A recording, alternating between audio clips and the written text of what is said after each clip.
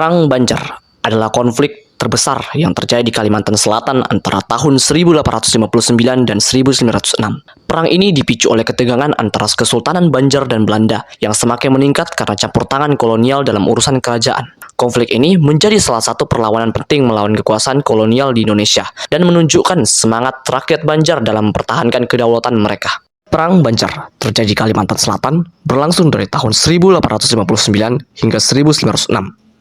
Perang ini bermula dari campur tangan Belanda dalam urusan internal Kesultanan Banjar. Pada tahun 1852, Sultan Adam meninggal dunia.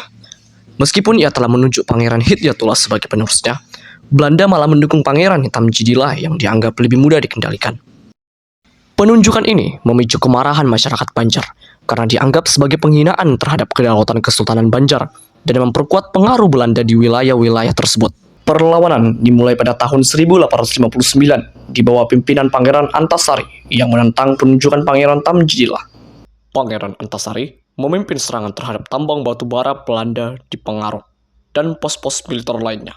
Perlawanan rakyat Banjar dilakukan dengan cara perang gerilya, yaitu serangan tiba-tiba di berbagai tempat agar Belanda kesulitan melawan. Pangeran Antasari yang memimpin perlawanan sangat paham daerahnya, sehingga bisa memanfaatkan kondisi hutan dan sungai untuk menyulitkan Belanda. Dalam perjuangan ini, Pangeran Antasari dibantu oleh banyak orang, termasuk para ulama dan masyarakat Banjar, sehingga seluruh rakyat ikut berjuang bersama. Selama beberapa tahun perlawanan rakyat Banjar berlangsung sengit, Pangeran Antasari diangkat sebagai panembahan Amridun Khalifatul Mukminin pada tahun 1862, memperkuat posisinya sebagai pemimpin perang. Meskipun begitu, perjuangan semakin sulit setelah Pangeran Antasari meninggal pada tahun yang sama akibat penyakit. Namun, semangat perlawanan tetap berlanjut di bawah tokoh-tokoh seperti Pangeran Hidayatullah dan Demang Lehman. Selama perjalanannya perang, Belanda mulai memperkuat posisi mereka dengan menggunakan taktik divide et impera atau taktik adu domba untuk melemahkan perlawanan rakyat Banjar.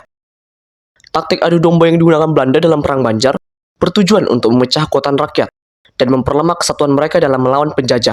Akibatnya, perlawanan rakyat Banjar mulai menyurut, namun semangat untuk melawan tetap ada.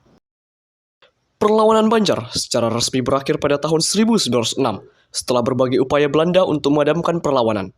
Walaupun perlawanan dihentikan, semangat patriotisme tetap hidup dalam hati rakyat Banjar dan menginspirasi perlawanan-perlawanan selanjutnya di berbagai daerah Indonesia. Pangeran Antasari sendiri diakui sebagai pahlawan nasional Indonesia atas keberaniannya melawan kolonialisme. Demikian sejarah singkat tentang Perang Banjar. Kisah ini mengingatkan kita tentang pentingnya keberanian dan semangat melawan ketidakadilan. Adios dan sampai jumpa di pertemuan berikutnya.